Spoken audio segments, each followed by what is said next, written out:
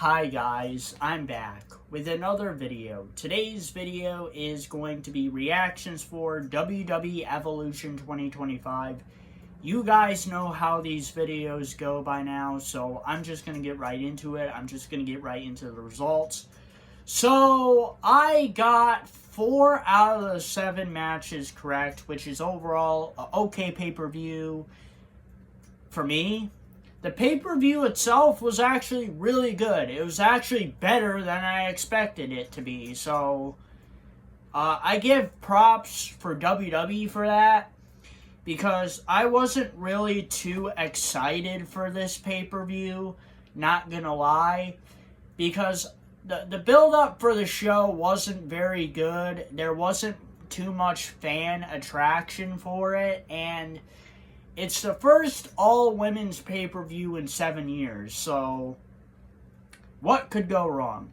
But actually, I think WWE turned it around, and they actually made a good pay-per-view out of it. So, props to Triple H on creative side, and props for WWE for turning it around. I could have gotten 5 out of the 7 matches correct, and it would have been a good pay-per-view for me, but you'll just find out with the main event what happened there, because there's a lot to talk about for the main event of this show. So let's get into it. So the first match is a triple threat match for the WWE Women's Intercontinental Championship. Becky Lynch, the champion, versus Lyra Valkyria versus Bayley. Winner of the triple threat match, and still the WWE Women's Intercontinental Champion, Becky Lynch. So, overall, this was a great match. Honestly, when I said in my predictions video, like I said, this pay-per-view didn't really have a lot of build. There was only a couple matches on the show that actually did have a lot of build. And I was like, a lot of these builds for these matches and a lot of these stories are not very good. But this was one of the matches that did have build and had a good story going for it. And overall, the match was great. Honestly, I'm not too surprised by the outcome, though. Becky Lynch was the safe pick going into this match. She was also the safe pick going out of the match. So I'm not too surprised she won, but it was overall a great match. One of the better matches on the show, I'm going to say. Overall, it was a great match. Like I said in my predictions video, my other pick to win was Lyra Valkyria. And because they had a number 1 contenders match that ended up in a draw, and this match ended up becoming a triple threat match, that basically broke the rule of Money in the Bank, where Lyra Valkyria could not challenge Becky Lynch as long as she was champion. But they kind of fixed that with having the triple threat match, because technically it's a triple threat match. So technically Lyra is facing 2 people instead of 1. But overall, it was a great match. The second match is the singles match for the NXT Women's Championship. Jacy Jayne, the champion, versus Jordynne Grace. Winner of the singles match, and still the NXT Women's Champion, Jacy Jayne. Overall, it was a good match. I don't really have much to say about this match. I really did wish that Jordynne Grace did win. Stephanie Valkyrie and Julia and all these other people have had good runs, but for some reason, Jordynne Grace, I think they think that she's the third wheel of this, because why can Stephanie Valkyrie and Julia have won the NXT Championship and go on to do great things, while Jordynne Grace is still fighting for the NXT Championship and she still hasn't won the NXT Championship, while Stephanie Valkyrie and Julia have done great things? I cannot understand this. But what happened. Jacy Jayne is still the champion. I guess she proved that she's not a losing champion. So that's great for her. I know she's a great wrestler. She's done a lot of great things in NXT. And, it's her time to shine. So, people saying that she's a losing champion. Well, she's definitely not a losing champion now because she defeated Jordynne Grace. But I have a feeling that she's going to lose the title to Blake Monroe. We'll find out. The third match of the night is a Fatal 4-Way Tag Team match for the WWE Women's Tag Team Championships. The Judgment Day, the champions, versus Charlotte Flair and Alexa Bliss versus Sol Ruca and Zarya versus the Kabuki Warriors. Winners of the Fatal 4-Way Tag Team match and still the WWE Women's Tag Team Champions, the Judgment Day. I'm not surprised by this outcome because, like I said in my predictions video, the Judgment Day were the safe picks going into this match. They were also the safe picks going out of this match. But overall, this was a pretty good match. It might not be the best match on the show, but it was a decent enough match. It was good. But good enough for the show, so I think it was good. I mean, everybody in the match did a good job. There was a lot of great people in it, so that's all you could really say about it. Like I said, I'm not really too surprised by the outcome. My other pick to win was Charlotte Flair and Alexa Bliss, and they were really close to winning, but it just kind of not worked out for them. The fourth match is a singles match for the WWE Women's Championship. Tiffany Stratton, the champion, versus Trish Stratus. Winner of the singles match and still the WWE Women's Champion, Tiffany Stratton. Yeah, I'm not really too surprised by the outcome of this match. Tiffany Stratton was the safe pick going into this match. She was also the safe pick going out of this match. I just didn't really see her losing to Trish Stratus. There was really no build-up for this match, which I didn't really like. I didn't also really like the fact that they just handed Trish Stratus an opportunity for the championship. Why does she deserve a championship match? I just don't get this. Like, why? Like, I understand if they did something with her to earn the opportunity, but she didn't earn it. She just, Tiffany just gave it to her. And there was no build. Honestly, I didn't really like this match too much, just based on the build and the story. The match itself was good, because it's Tiffany Stratton and Trish Stratus. Two of the best women on the roster, but you can only do so much with a good match. The fifth match is a no-holds-barred match. Jade Cargill versus Naomi. Winner of the no-holds-barred match, Jade Cargill. Yeah, I'm not surprised by the outcome. They kind of just needed to end this story. This story between Jade Cargill, Naomi, and Bianca Belair has just gone on too long. They've almost done this for almost 2 years now. I think it's a year and a half technically, but they've done it long enough. The story needs to end. Jade Cargill needs to move on to the main event and face Tiffany Stratton for the WWE Women's Championship at SummerSlam, and that is the plan because she won Queen of the Ring, so she got the championship match.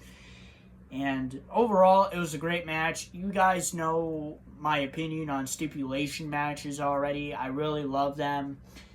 And this feud was really good. This was one of the better matches on the show, obviously, because of the story, because of the build-up, and just the match in general. It was overall one of the better matches on the show. Sixth thing is the Battle Royal. Winner of the Battle Royal, Stephanie Valkyrie. So, I obviously got my predictions wrong for this match. 1, Roxanne Perez was not in the match. 2, Bianca Belair was not in the match. And 3, when I made the prediction for it, I only know 2 people that were in the match. I knew that Stephanie Valkyrie and I knew Nikki Bella were in the match, and that was it. And Stephanie Valkyrie ended up winning it. I should have picked Stephanie Valkyrie. That was on me. But, I got the match wrong. It's whatever. But, yeah, Stephanie Valkyrie, she got the dub. So she's getting, either a Women's World Championship match at Clash at Paris or a WWE Women's Championship at Clash at Paris. It's her choice. But she's on Monday Night Raw, so I figure she's going to go after the Women's World Championship. And the seventh thing and the main event. Oh boy, this is going to be interesting. I got a lot to talk about for this main event. So, it's a singles match for the WWE Women's World Championship. Io Sky, the champion, versus Rhea Ripley. Winner of the singles match and the new WWE Women's World Heavyweight Champion, Naomi. You're like, what? Naomi? She was not in this match. This is not a triple threat match. She's not in the match. Well, let me tell you something. So basically, I was watching the match. Basically, it was a hard-fought match between Rhea Ripley and Io Sky. I'm going to tell you, the match itself, without the interference of Naomi, was a great match. I obviously knew that this was going to be a great match. Io Sky and Rhea Ripley have fought each other countless times. They have fought each other like 5, 6, 7 times. So I already knew that this was going to be a great match because Rhea Ripley and Io Sky are basically rivals. They fought each other many times. And once you face each other multiple times, you're going to have so much chemistry that the match is going to be great. And the match was great.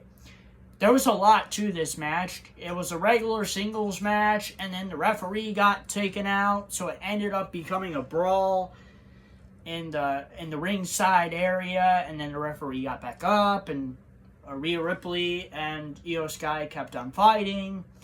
And then eventually, Rhea Ripley and Io Sky got worn out because this match had been going on for like 15 to 20 minutes at this point.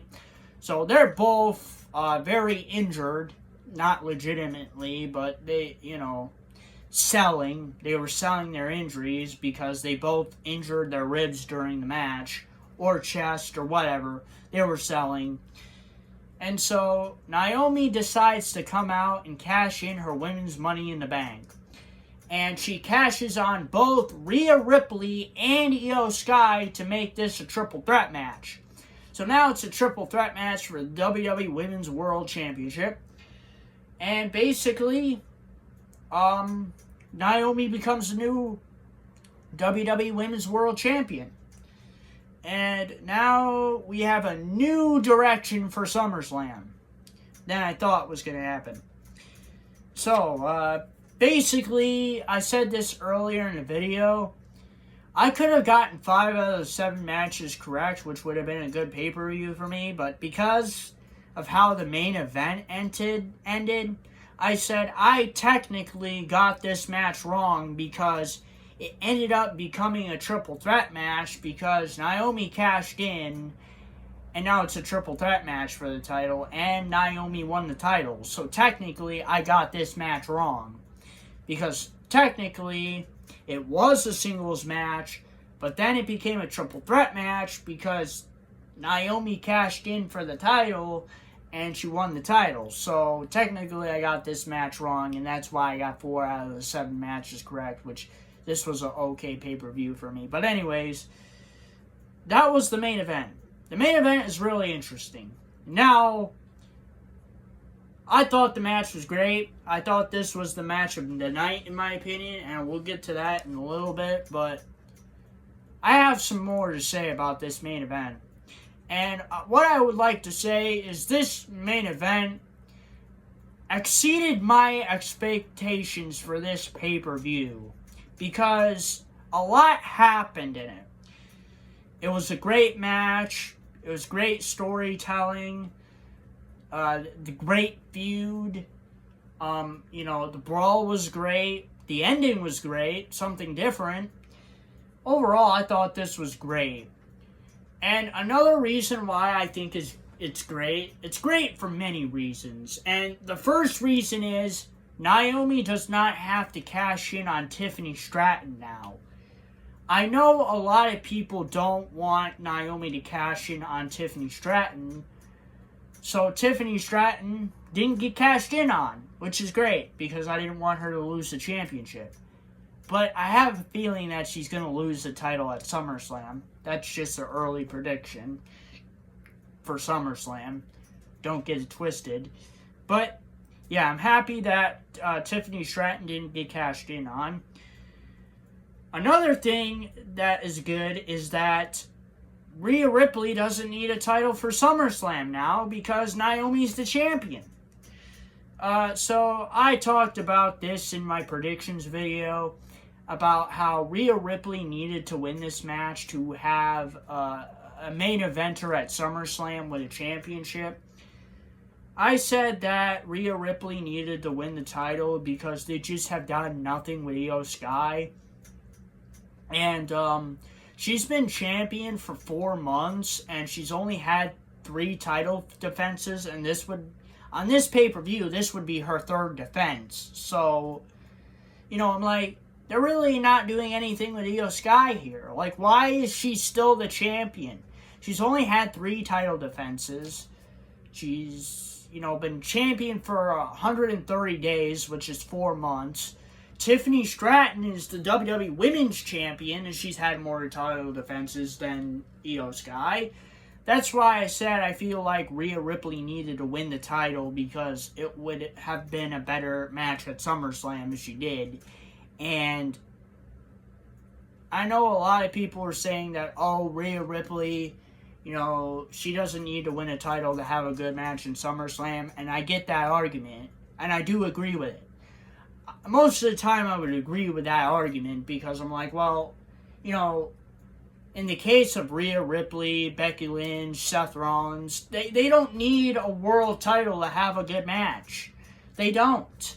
But in this case, I felt like it was needed because they're just simply not doing anything with Io Sky. They're not doing anything with the title. Have Rhea win it and do something with it.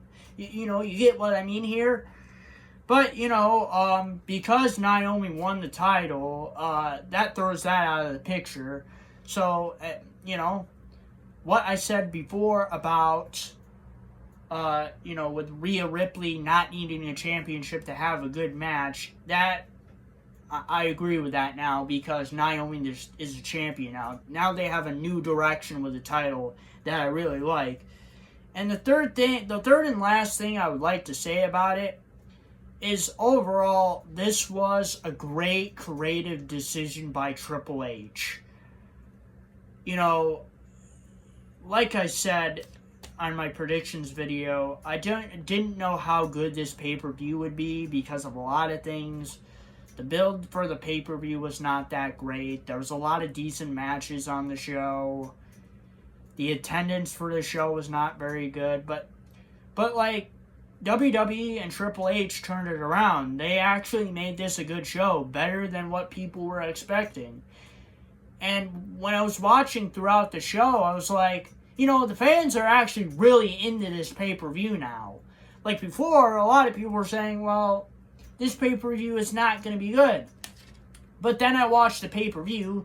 I mean, this pay-per-view was in Atlanta, Georgia, and Atlanta, Georgia is a professional wrestling city, so obviously, people would be chanting and stuff. But this pay-per-view just did way better than I expected it would because the fact of, people were actually cheering really loud for a lot of people. They were cheering for Stephanie Valkyrie. They were cheering for Charlotte Flair. They were cheering for Alexa Bliss. They were cheering for Rhea Ripley. They were cheering for Io Sky. They were cheering for most of the people on the show. And you could really hear it. So, creatively, in this main event, I think Triple H made a really great creative decision here. I'm just so happy with the ending. He did a great job. A great storytelling, great creative. He just turned this whole pay-per-view around. And he fixed it around for a lot of good reasons. And these reasons are going to make SummerSlam better because now we don't have to worry about Io Sky being the champion going into SummerSlam. We don't have to worry about Rhea Ripley going into SummerSlam as a champion. Now Naomi is the champion. Now they're giving a new champion, new direction with the title. Overall, I think it was just a really great creative decision. And that's why I think the singles match for the WWE Women's World Championship, Io Sky the champion versus Rhea Ripley, is my match of the night for all the reasons that I've listed before. What is the underdog match of the night? The underdog match of the night for me is obviously going to be the triple threat match for the WWE Women's Intercontinental Championship. This was the second best match on the show, in my opinion. It's the underdog for the reason. It's the second best match of the show.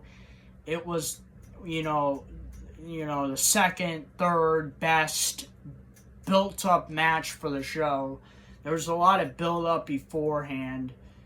Some matches didn't really have build-up, and some matches for sure this show did have build-up.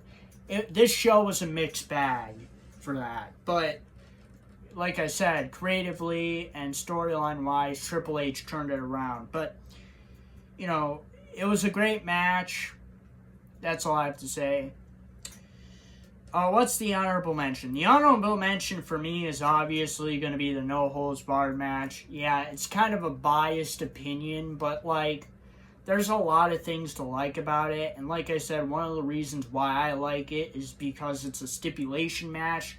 You guys already know that I like stipulation matches, so that's going to be one of the reasons. But another reason why I really like the match is because, just the build, the story, and everything around it.